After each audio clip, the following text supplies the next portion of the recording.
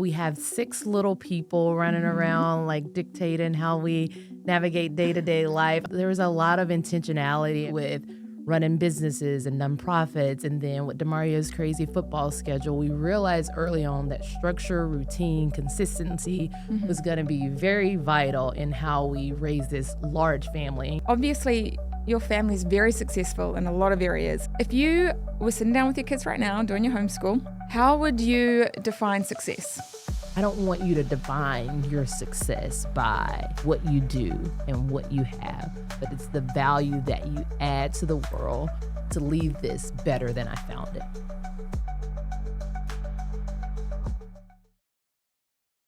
Welcome to the Raising Humans Project, to my beautiful friend Tamela Davis. It's so wonderful to have you with us here today. I am so thrilled to be here, so thank you guys for having me. Oh, it's so wonderful to talk to you about your family. I so admire the way that you and Demario raise your kids and the way that you parent amongst your busy, busy life. So I would just love if you could take a quick moment to tell us a little bit about yourself, your beautiful children, and your family dynamic. Yes, whew, that's a lot to share. I have such a busy life, busy family, mom, entrepreneur, wife of an NFL player. We have 6 little people running around, like, dictating how we navigate day-to-day life. I call it beautiful, organized chaos. And with that, there's a lot of intentionality about how we attempt to execute a lot of different things. I think with running businesses and nonprofits, and then with Demario's crazy football schedule, we realized early on that structure, routine, consistency was going to be very vital in how we raise this large family. And, you start with one, then you keep adding, and you keep adding. You're like, okay, we have to figure this out, and we have to figure it out in a way that's going to be beneficial for everyone. And I always like to say, like, I like for things to function robotically without the kids feeling like they're being structured to function and operate as robots. And so kids love structure. Kids love routine. They love consistency. And so the more that we can come together and have, conversations about how we desire to execute that as the kids get age appropriate, allowing them to kind of weigh in on that, it's just cultivating this plan that really works for everyone. Yeah. I love that. And so how do you do family time around your busy life as an NFL family and leaders in your community and running your not-for-profit and the other businesses that you guys do and your speaking engagements and a podcast presenter and a mentor and coach? How do you keep that family time sacred? We had to really sit and say, what are the things that we're not willing to compromise? Because, you have to be able to create a pivot plan in most dynamics, because there's only so much that you can control with football being our primary thing. So it's like, okay, football is the primary thing outside of family, which is number one. So how do we, kind of weave those two together, and then everything else kind of has to fall under that. And so with family, we decided early on that we were going to homeschool our kids and we were going to keep them with us. So that allowed us to be able to kind of control a lot of how the days kind of function and flowed. We wanted to be intentional about our kids kind of not being room kids without having a lot of supervision. We wanted them to be a unit and to really learn to function and operate independently yet collectively at the same time. And so there were certain things that we weren't really willing to compromise with how we structured their day. So, for example, everybody wakes up and they have breakfast together. My kids have all 3 of their meals together. That's like not negotiable. Now that they're kind of getting older and in activities, the ones who are present, they have their meals together. And then whoever is, kind of absent, there's a parent or someone who's going to sit with them as they eat. Because I think that's a unique time to really have dialogue where you're really kind of getting to the root of what they're feeling, what they're thinking, how they're processing things that's happening in their day. And although they are homeschooled and they're spending a lot of time together, there are also other outside influences, whether it's something that they've watched, whether it's something that they've heard from a peer, whether it's something that they witness a grandparent interaction. And so you want to be intentional about how you steward that time. We also wanted to have intentionality because, again, it's a large family with having one-on-one time with each kid where they feel like we were always grouping them together. And so we do mother-daughter dates, mother-son dates. Demario does the same thing, father-daughter, father-son. We usually try to take each kid on a trip. And then if they want to invite another sibling, they get that opportunity. Oh, I But love it's like, it. this is your one-on-one time to really be with mommy and daddy, to, get to the root of you, to feel free and not feel like, we always have to, include everybody, because you want that individual time where you're able to, let your hair down. You're able to, I don't know, maybe vent about your siblings, some things that you want to see adjusted, whatever. But we thought if we started to build that at their very tender ages, that it would be something that would have longevity, like far beyond, their adolescent years. And so that's something that we've had intentionality around. And then also doing family trips, and then like a family night. And so that's usually on a Friday or a Tuesday, whether we're in season or not. That kind of determines how we pivot that. But having that where we're going out, we're doing bowling, we're doing movies. But at the root of it all is creating healthy communicators. I think that was something, because we love to dialogue. We love getting to the core of what's going on mentally, physically, emotionally, inside of ourselves, spiritually. And so we start talking to them at a very young age so that they're able to communicate to us in a way where we're able to really lead them and shepherd them throughout life. Okay, so I have a question then around communication, because your eldest is coming up to 13. She just turned 12. Just Yep. turned 12. Okay, so we're coming into those preteen, teen years. How are you really going to foster that core value of healthy and robust communication coming into those teen years, do you feel? I feel like that gets challenging with kind of like reflecting back on how I was at that age, and then like seeing her at her age, and then also seeing how the world has changed so much. Yeah. And so I think one of the things is, for as long as possible, I want to be able to control, not in a way of, like overprotecting, but being able to control some of the things that she's exposed to. And so homeschool gives us a unique opportunity where some of the conversations, we get to have those conversations first before the world expose her and give her their standpoint, their view on how it should be done. And so as I see things lingering, or if I hear little comments dropped, it's like, let's sit down, let's have a conversation around something you may have heard or you may have seen. Or we also talk to her in a way where it's like, listen, like, we're a unit. It's the 8 of us. And yes, we have other extended family that's a part of the family, but this is your core team, which means you need to feel comfortable and confident to know this is a judgment-free zone, but you get to be you and show up as yourself and allow us to offer you wisdom and guidance. But don't lie, don't hide, don't feel like you have to not be true to you, what you're thinking, what you're feeling, because that's the only way I'm going to be able to guide you. I can't guide you based on what you're hiding. I can only guide you based on what you're communicating and giving and feeding us. And so as like each year, we try to identify new ways that we feel like they've had like a growth spurt, not just, with how they look, but how they're developing mentally, physically, emotionally again, and then starting to introduce those conversations and then allowing her the freedom and flexibility to ask questions. And then we answer them in a way that's age appropriate, obviously, but I don't want to like shelter you from everything if you have a legitimate question that you really need an answer to. Because whether you're in church, like everybody who goes to church don't function and operate the same way. So you could be exposed to something at church and I can't like just shut that down, or, a friend at a soccer game or something like that. And so it's walking her through life. And I call it like, I'm coaching you.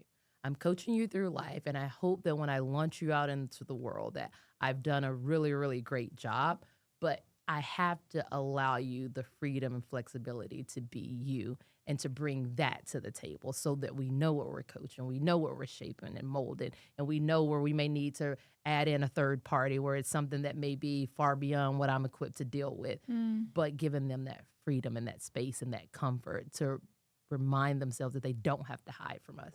So you talk about being a unit, which I love. What are some of the values that your unit hold tightly, non-negotiables? I think our first non-negotiable is definitely our faith, where we're not willing to compromise that under any circumstances. And I think sometimes when you say you're not willing to compromise it, you never know what could put you in a situation where you really have to choose it. And so there has to be intentionality around that. There has to be the constant being at his feet laying things down. And that's not to say that you're going to do everything perfectly. That's not to say that, your flesh doesn't sometimes win. But what I always like to say is when you're doing something that's out of alignment with the will of God, but you're really pressing into Him, then you're going to be convicted. And that conviction leads to repentance. And so, in that, at the forefront of everything we do, it's our faith. And we instill that in our kids from a very, very young age. Like our baby, that's one, like we have this routine where in the morning, as the kids are having breakfast together, as we're preparing it, they watch this series called Superbook. And it's one of the most, out of all the Bible shows that I've seen for kids, like it's so legit because they make it look as close to Bible time as possible. It's the actual story and how it's unfolded. And so, like, my kids were at one point able to tell me like Bible stories that I had yet to like even read. I'm like, wait, that's interesting. Like, let me go and read that. And so the faith component, that's the stamp, that's the brand, because like everything leads back to that. And I think you teach character through that. You teach how to make decisions through that. There are so many like life altering things that's going to happen, but it can all be pointed back to something in the Bible that you're able to actually take, eat it, be filled and fueled from it, and then see it flow out into like how you execute life. I think the other thing is having intentionality around how we communicate. And I keep going back to communication because I think sometimes people mistake communication for, we're just sitting and talking. And it's like, well, that's spending quality time and you're dialoguing, but intentional communication. And sometimes we disregard kids where it's like, just do as I say, don't ask a lot of questions. You don't realize like they are, again, not robots. Things can function robotically, but they have their own thoughts. They have their own emotions. So as you lean into that, as you begin to ask questions of what their tiny minds are processing, like that's something that brings us around the table, but it's a way that we grow together with understanding each other. Because although we're all living in the same house, like God has, kind of shaped and molded us all different too. And so we all have our own unique gifts and talents that we bring to this, but we have to be able to sit and understand that. How to support each other. We always tell our kids of like, how do we show up for each other? How do we show up for daddy? How do we show up for mommy? There was this time where when I started to work a little bit more outside the house and the kids were, having these meltdowns because they were so used to me always being present. It's like, okay, how do we deal with this as a family? How do we make this something that we're saying, this is how we're going to serve each other? And I'm like, you know what, guys, when I come to your soccer games or you're cheering or whatever that is, like mommy's cheering and I'm cheering you on and I'm loud and I'm excited. I'm like, when I leave to go and do something in the world, like cheer for me too. And so that's something that we do now. Like as we're all going to find our own things that we feel like God has placed inside of us, we cheer for each other. And they're learning to do that for me, just like they do that for daddy on Sunday. But then we're also doing that for them. And for them to not feel like it always has to be sport driven either. Like we have some kids that's really good with technology or theater. And we're going to cheer you on in whatever that is that's inside of you and not who the world is telling you you should or should not be. I love that. Demario is a man with no compromise.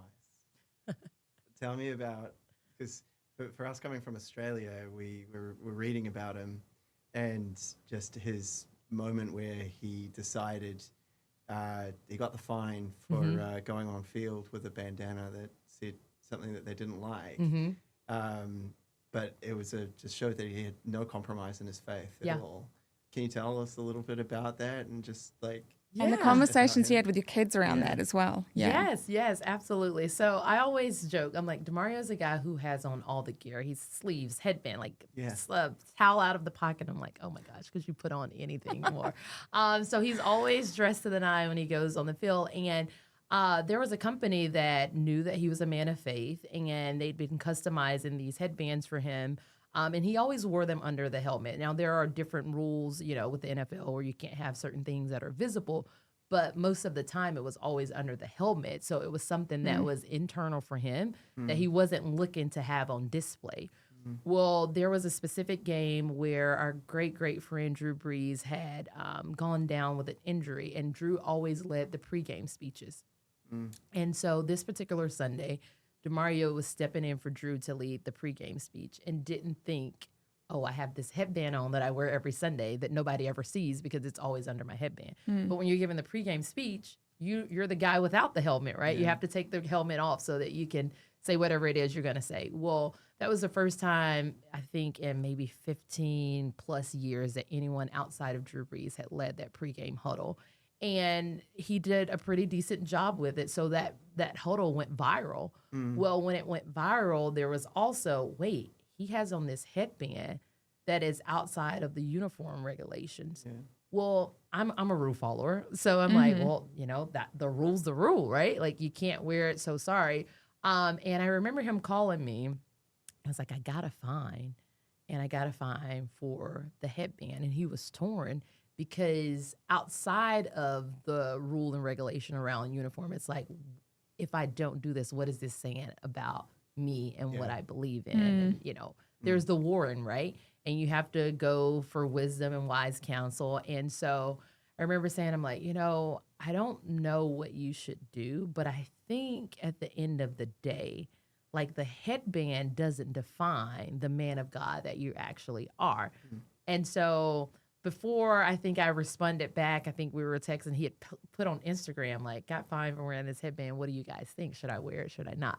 So from there, it becomes this whole thing where it's like on all these major media outlets, like, fine for this man of God headband, what everybody's weighing in on what their opinion was.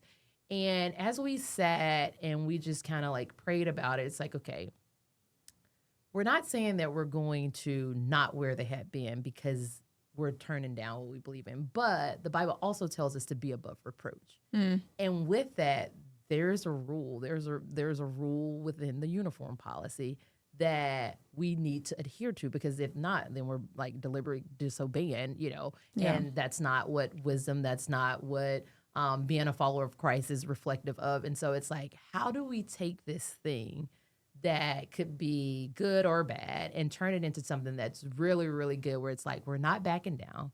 We're not going to wear the headband, but we're going to find another way to honor this unique moment that's happened in time. And so from there, we decided to create headbands, man of God, woman of God, and child of God, and sell them. And in selling them, we would donate all the proceeds to this local hospital in Mississippi where we were from.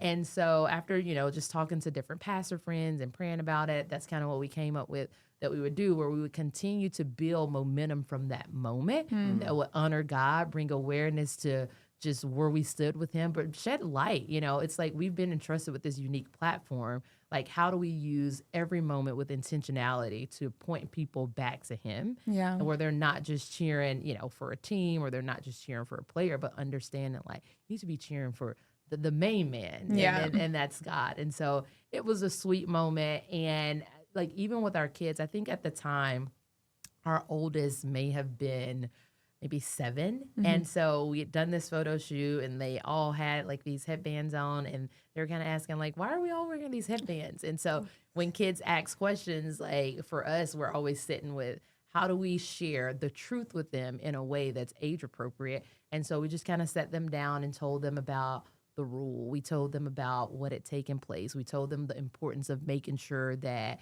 you're a rule follower. You follow like what's been placed before you.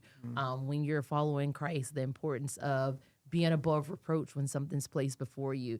The importance of like not backing down for what you believe in, and standing firm on that, but then finding intentional ways to be able to sprinkle the gospel wherever you go. And for what they could understand at their tender ages, it was like, yes. And for the longest, they wore those headbands to the games, and they were proud of it. And they were like, Daddy's headbands. And we're like, yeah, Oh, I Daddy's love And headbands. they ended up rescinding that fine anyway, didn't they? Yes, and that's the sweet thing about like the NFL, which is an amazing organization where, they were like, you know what, we're going to take this fine back, because this has turned into such a huge movement, not about the fine, but about a bigger purpose. And they're really big on finding intentional ways to labor alongside the guys and different things that they're passionate about inspiring change and really being really big pillars in the communities that we all get to serve inside.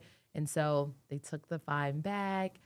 We were able to continue to find unique ways to hand out those headbands and share just the Yeah. gospel in a way that was different. Yeah. That's awesome. I That's love cool. that. Yeah. So you mentioned the hospital that you support back in Mississippi. Mhm. And I just wanted to ask, I don't want to touch on it quickly because I would love to do a whole nother podcast at some time, because I think it is a topic that's so important to talk about when it comes to family and parenting, and that is your family's journey with Carly Faith with her cancer journey. Can you tell us a little bit about that journey for you as a family? Yes. So, it's one of those journeys where I always say you can never be prepared for it. I think we prepare so much in life. What's your 5-year plan? What's your 10-year plan? And that's not something Not on you your bingo insert. card. That's Yeah. not on your bingo card, right? That's nothing that you ever insert. And at the time, when we did the give back to the hospital in Mississippi, we were finding unique ways to partner with that hospital around some other initiatives. And this was, again, a hospital in Mississippi, and we were with the Saints in New Orleans. And Carly Faith was born at that time, but we had no idea that she was battling cancer.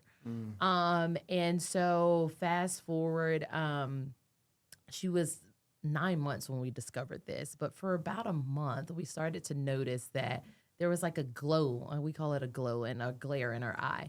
And so when we would pick her up, like we could see it, we hold her down, it would disappear. And we're like, that's weird. So we're like, thinking we're tripping a little bit, and kind of brushed it off. And then it became a little bit more evident that, like, wait, like from this angle, this light, and we can see this like cast. It was almost like a film over her eye. But then you put her in another place in the room, you didn't see it. And specifically with this cancer, it's based on how the light reflects off of the actual glow, is what they call it, of the eye. And so we talked to our pediatrician about it briefly, and they were like, oh, I think it's fine. Like, we didn't notice anything alarming. And then COVID hit. And so we split time between New Orleans and Nashville. And we'd gone to Nashville, to our home there, and we were only supposed to be there for 2 weeks because this was off season. So we were going to bump down there, meet some friends, hang out for a couple weeks with the kids, and then go back to New Orleans, and everything closed down. And so then we called her pediatrician in New Orleans because we just moved to Nashville. We didn't even have a pediatrician in Nashville. And we're like, we don't feel comfortable about this. Like, what do you think? Because it's now having like an orange reflector to it a little bit. And she's like, everything is closed. Like, if we could wait. And this is like, day 3 of COVID. Maybe we're like hoping everything's going to open in a couple weeks, The world was ending. Yeah, I was like, okay. And she was like, let's just see, in a couple days how you feel about it. And then finally I'm like, it looks like it's constantly changing every day. And so she called some friends that she knew. She's not from Nashville either, but she was like, let me call around and see where I can get you guys into. Got us in at Vanderbilt. And Memorial Carroll Jr., which has been just a tremendous blessing and extension of our family at this point. And we got there, what I thought was going to be an hour. We had no babysitter. We left our kids with a babysitter for the first time, our older ones, and we're like, we'll be back in an hour. We're just going to run her to the eye doctor. And it turned into like 7 hours. Yeah. Only one parent allowed into the doctor at that time. And so Demario's sitting in the car and I'm in with her. And when I got in and they started to look, I could tell by the looks on their faces that something was off, Yeah. And I'm like, like they don't look like they're going to give me something good.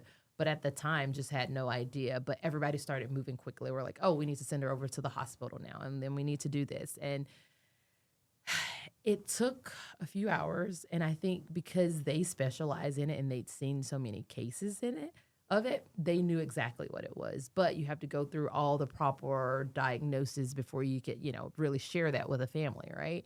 And so we go through all of that, and they just come in and say, listen, so sorry to tell you this, but your daughter has a very rare form of cancer in her eye. She's already completely blind in the eye. Wow. And she's 9 months, and the tumor is the size that we usually see in a 3-year-old. And so with that, like, we're not sure if it's gone to her brain. Like, there were all these different things that they needed to figure out, because it's like, there's this tiny baby who has a tumor that we find in a 3-year-old. Yeah. So like now we have to make sure it hadn't spread to the other eye, which is something that happens sometimes, make sure it's not in the brain. And they wanted to operate on her within 2 days because they were like, we need to get this out like very quickly. And so then you're like frantic, like, wait, like not only did you just tell me she has cancer, now you want to take her eye. So we're like, trying to figure it out. And I remember this weekend happening, and I just got weak. It was like it went from the top of my head to the soles of my feet. And I just felt like I was going to pass out. And I'm like, oh gosh, I'm going to pass out. And it was like as it hit my left big toe, I felt like strength come up from the bottom of me to the top of me. And I was able to sit up in the chair, and I'm like, okay, God, like, I don't know what this is. I don't know how this story is going to end, but you are still on the throne. Yeah. Amen. I don't know if you're going to take her eye. I don't know if you're going to take her life. Regardless of what's before me, I choose you, and you will get the glory and the praise from this story. And I don't like, it was one of those things where I couldn't even believe what was coming out of my mouth, what was happening inside of me, because like, wait, like I would overreact from something like this. And it was one of those things where, it's not that you're calm fully or that, you don't have any, questions, but it was one of those things where I had to make a decision and draw a line in the sand, because I knew that the enemy would come and he would start toying around with me. And it's like, God, I choose you. Yeah. And regardless of what happens, like, you are on the throne and you have her in the palm of your hand. And so the next day, the doctor called and they're like, we need to do the surgery. It's on a Thursday. And I'm like, we're still trying to figure it out.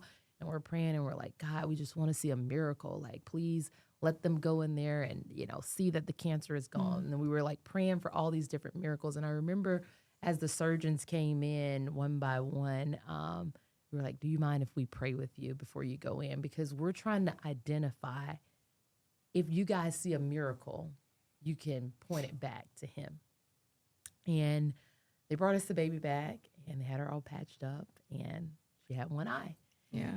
And from that, I looked and I'm like, man, I thought from that previous conversation with God that I would see the miracle that I was praying for. And I remember sitting with my husband, and we looked at each other and we were like, this is a miracle. Yeah. And we were like, wait, how do we see the miracle? And it's like, yes, she's still here, but it's like, she could have been not here. Yeah. And then the other thing was like, God, he kind of placed inside of our hearts, our minds of, am I the God of miracles if I only perform the miracle that you want? Yeah. And it's like, whoa. No, God, like, you're the God of miracles, and you get to choose what those miracles look like. And so as we started to write down everything, we're like, this was a miracle. We weren't supposed to be in Nashville.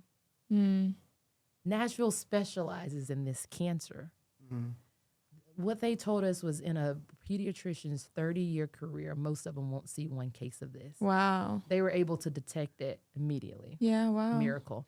They had everything. If we were in New Orleans, we would have had to possibly travel. Miracle. So it was like he was just showing me one miracle after the other that had been provided.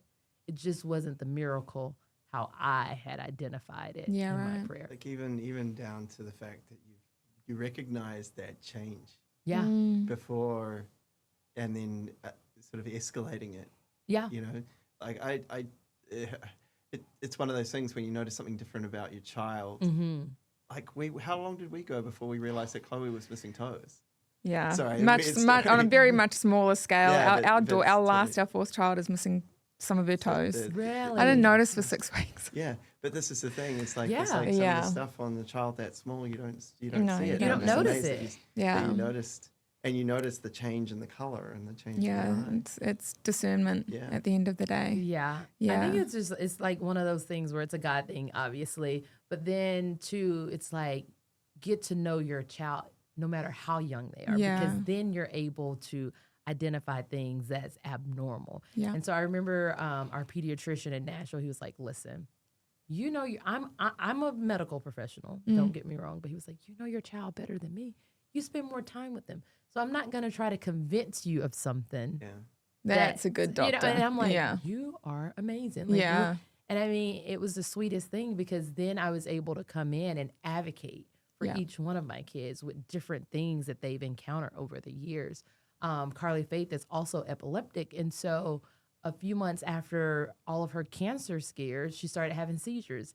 And I remember running back and I'm like, they were like, okay, like we're going to take it and we're going to run with it. We're not going to give you all the, it's like, are you sure it's it? I'm like, listen, this is what happened. Like, what can we do with it? And so finding people who are willing to partner with you in your child's health, in your child's education, whatever it is that you're outsourcing something that you can't do yourself. You want that person to be a partner and not try to convince you of, certain things that you may know otherwise. So what does that look like for you being an advocate, whether it's, education or whether it's health or whether it's behavior? What does it look like for you as mom or Demario as dad to explain advocate to me?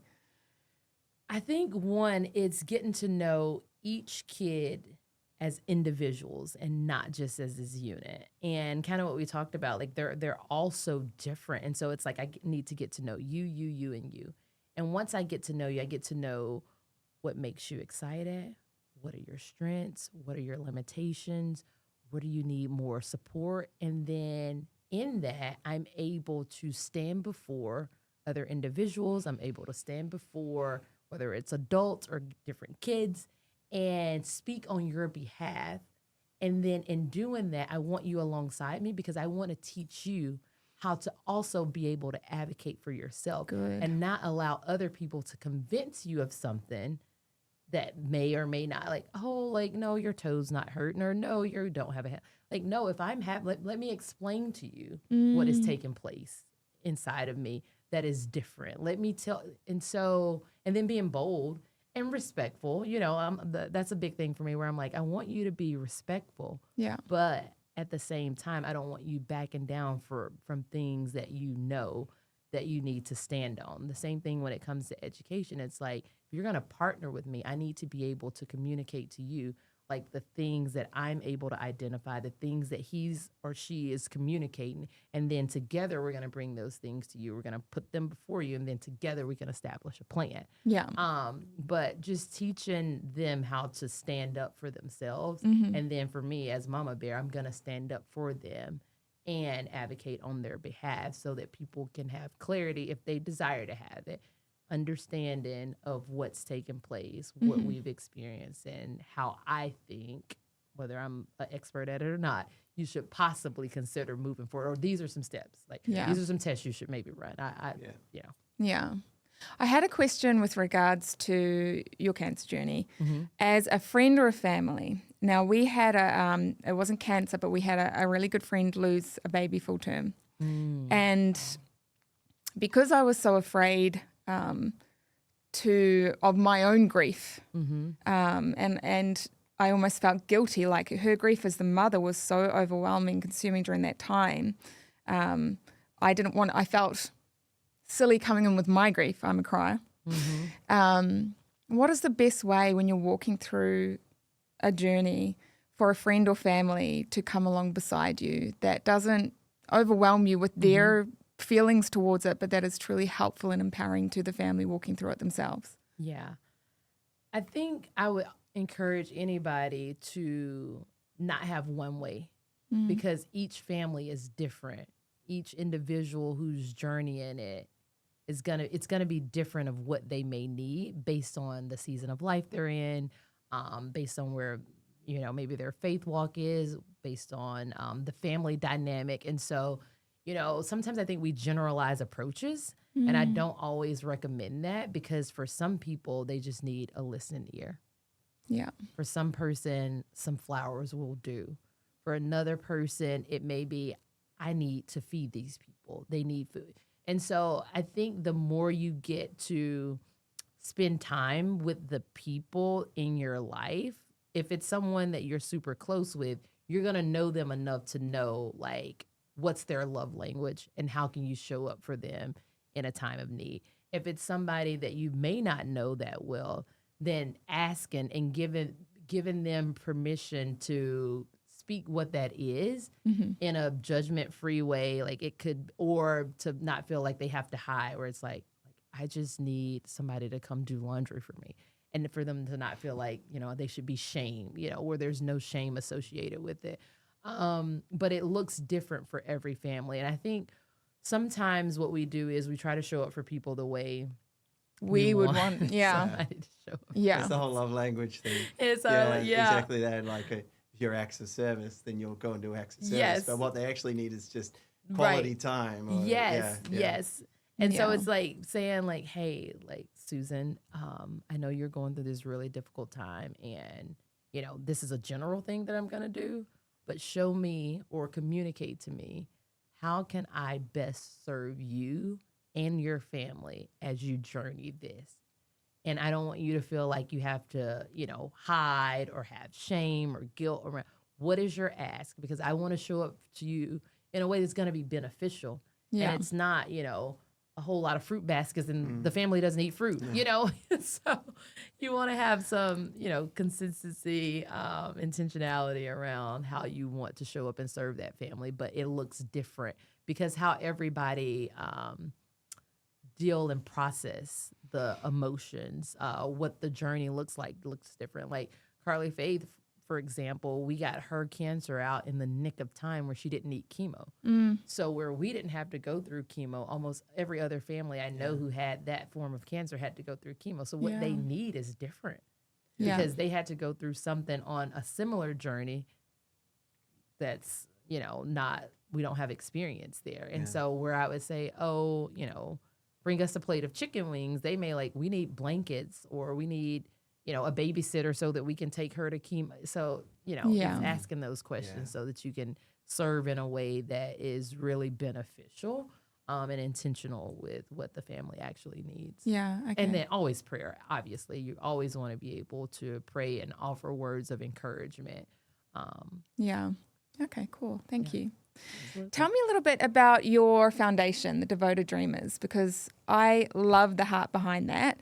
And I also want to know how you are taking what you're doing there and what you're working with that generation, the next generation of leaders and youth and young people, and the crossover with family between the two. Yeah. Yeah. So we have the Devoted Dreamers Foundation, where our goal is to equip the next generation of leaders, and we want them to be in a place where they really understand like who they are, who God's crafted them to be, and then how to identify what their dreams are, and in identifying them, what work do you need to put in to be able to really navigate landing that dream. But we also try to encourage our students to understand that even if you have a dream that may have a rarity to it and you're not able to obtain it, what are some other things that you can really really identify inside of yourself that you're able to use in other places? Because we work with some athletes where, their dream is to be the next athlete. And realistically, that's a 1%, right? And so we have this program where it's called Career Beyond Sports, where we try to expose the students to other career paths that's around the game, around the theater, or around whatever their extracurricular activity may be, where if you don't make it to the main stage, it doesn't mean that you can't be on the main stage around that sport or that career path and still have success. Yeah. So that's one of the initiatives that we do. We also have our Pearls for Girls program, where we do a lot of etiquette training for young girls to really teach them how to show up in the world in a professional manner, how to be able to go out and dine, we focus a lot on public speaking, financial literacy. We also have another initiative we work on. It's called our 5 T's program, where we try to empower our students to understand that they are borrowers and they should be good stewards of their time, their talent, their treasure, their temple, and their testimony. And with that, knowing that God owns it all and he's entrusted them with it. And so they have unique ways that they're able to really identify those things and steward them well for the kingdom of God. And so those are some of the small initiatives that we small initiatives that we do year in and year out with just a lot of the students that we get to serve. But then, it initially started out with us doing summer camps, after school programs, and Saturday programs. And then we had a 7v7 travel football team. And then we were like, okay, we're getting the kids, and that's great. But now how do we empower the families? Because they're the next generation of leaders. But if we empower the families, then the families can also go and reach another group of the next generation of leaders. And then collectively, they can work together to be able to understand what it looks like to show up in the world, be on one accord, give back. And so we started to launch some of our initiatives like Dinner with the Davises to try to encourage family dining, which is something that we do a lot of. We feel like a lot of unique conversations happens around the dinner table. And it's something like having family dinners or meals together at all has become a little obsolete in our community because everybody's so busy. It's the hustle bustle, it's the flow. And so, we're eating McDonald's in the car and, trying to get everybody to soccer practice. And so how to be able to find, even if it's one day a week, that you're coming together as a family, you're having intentional conversations, you're really getting to know the people that you're living with and doing life with, where everybody's not going through their own room and doing their own thing. And, you have this very abnormal relationship dynamic. So those are some other things that we've just tried to really share with our families, different health initiatives of how they can, make healthy meals at home, how they can, be intentional around the questions that they're asking. We do parent seminars. And so a lot of different ways. It's one of those things where, we say it's human flourishing.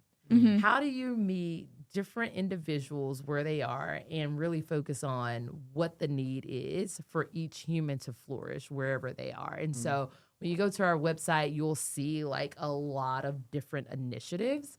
But again, a lot of it is youth focused, but then there are other things that we just really try to find unique ways to give back to the community. And is that, is it all one, or are they different initiatives? Like, is it all one program with different branches or programs within the program that they're doing, or is it all different? So it's one big umbrella, right? But then there's all these different programs and initiatives. So like we don't offer like one person come and you get like all the things. It's like you actually have to say, like, I want the Pearls for Girls program. So with the Pearls for Girls program, and our programs are customizable too. So with our Pearls for Girls program, sometimes we go into churches and work with the youth group. Sometimes we go into private schools or public schools and teach those initiatives. Some people want it from a faith-based perspective. Some people just want it without the faith component. And, it gets tricky when you're working in public schools anyhow. And so it's character building, is at the core of a lot of it. There's another initiative where we have the 5 T's, where that's a part of like our spring program.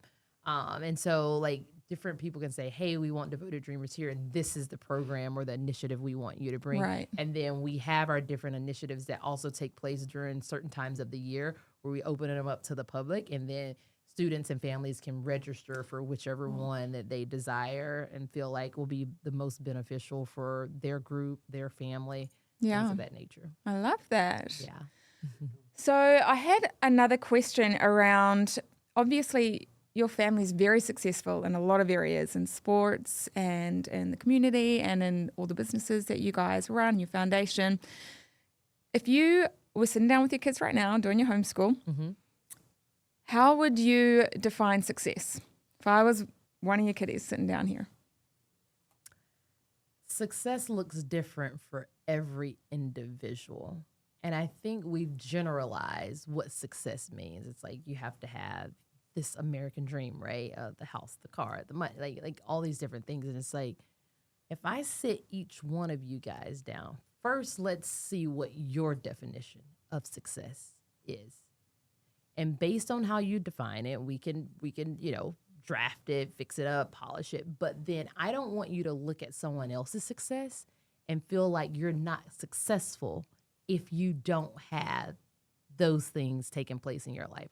And I feel like social media has done that a lot for the adults. So now I'm scared that we're going to pass this down to our kids where it's like, you have to do this to be deemed successful. Now, there are certain things that, would make you not successful, not having a job, not adding value to the world, not showing, like those don't, those aren't successful traits to have. But success for you could look different than success for your brother because his career path, his passion, his purpose, like it's going to look different. And we know that primarily we're all here to know God and to make God known.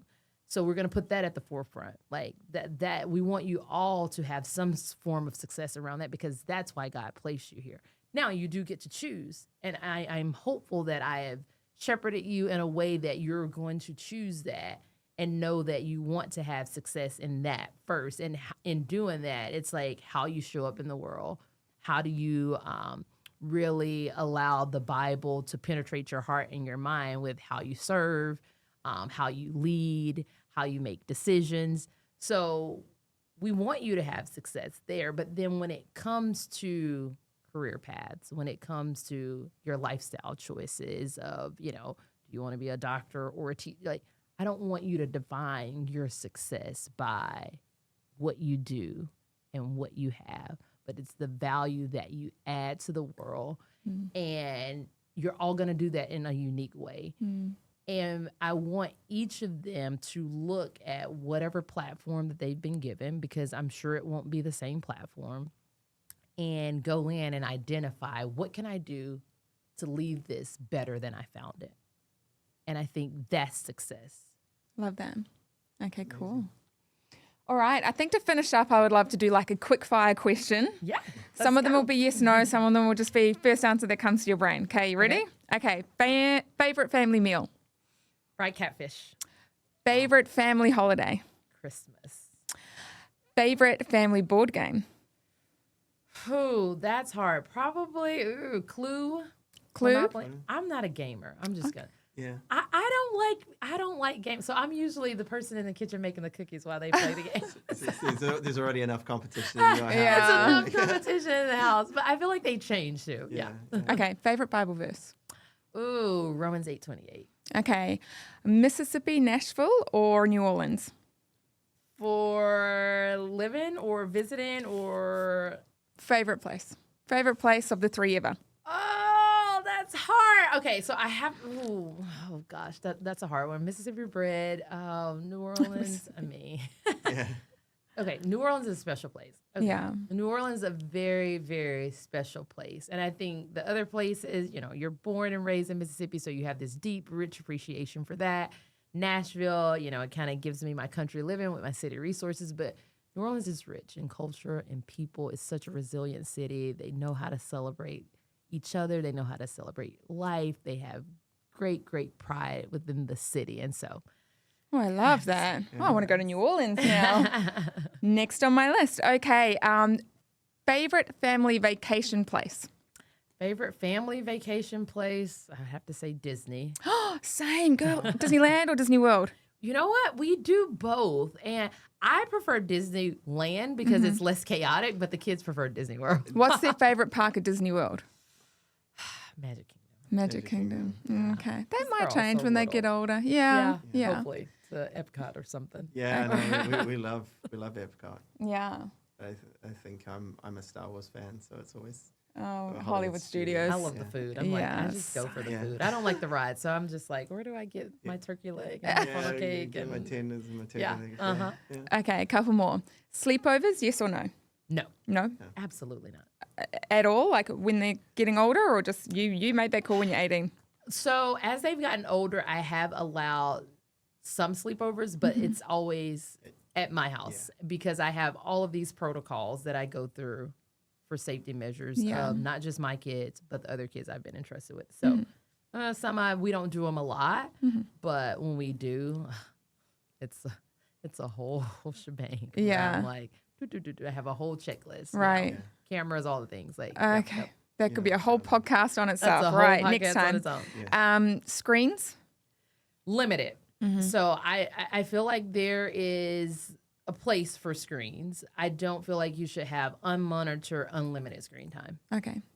Will your kids be on social media post 16?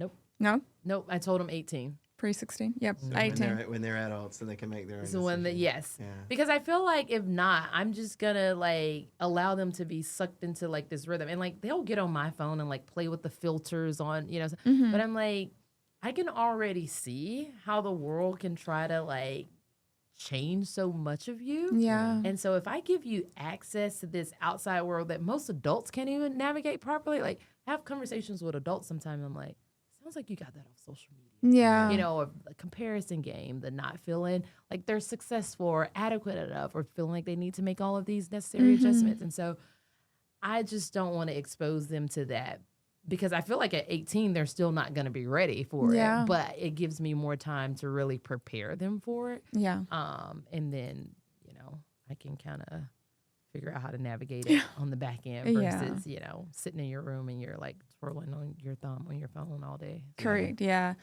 Yeah. I think imposter syndrome is really only a term that's come about since the age of social media.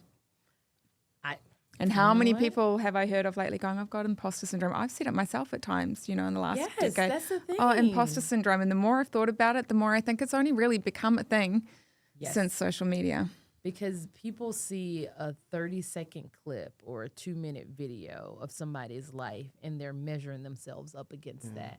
Filtered And out. They're you know, like background missing all music. of these Yes. other things. And Yeah. I'm like, oh, that's because I've seen clips, or you know, like sometimes I look at my own clips, and that's why sometimes I'll try to post something that like if I'm at a photo shoot, like this is really like you see this photo of us all in good. This is the craziness that was happening behind the scenes. Yeah. Because I don't want you to, oh my gosh, they get great pictures. Like no, it's a nightmare sometimes. I'm Yeah. like giving people candy and Pop-Tarts and all the things. So it's one of those things where I think people should show more of what's actually happening, Yeah. and then what they're polishing up to kind of help with that imposter syndrome a little bit. Yeah. Yeah, and that's the other thing as well, is protecting your kids. Is this idea that they start identifying themselves with all sorts of things. They start labeling themselves in different ways, Yes. and needing to be able to like say to them, "That's not who you are." Yep. Yeah. That's true. Yeah. Okay, and then lastly, I am going to pull my list out. I love your kids' names. Oh, I wish I had known you when it came to naming our kids. So I would have been like texting away. I named some of our kids. There's people make good money out of, like, that's their whole job is baby. really? Yeah. Sign me People- up. Right. They get paid to name other people's children. I think it's Oh, brilliant. I okay. mean, I could do that. okay, so Peter just did this with Brett, with his 2 girls. Okay. So we're going to say their name, and then I want you to say one word that describes them as mom. Yeah. Okay, so Bailey Grace. That is my missionary baby. Okay, I love that. Roman Parker.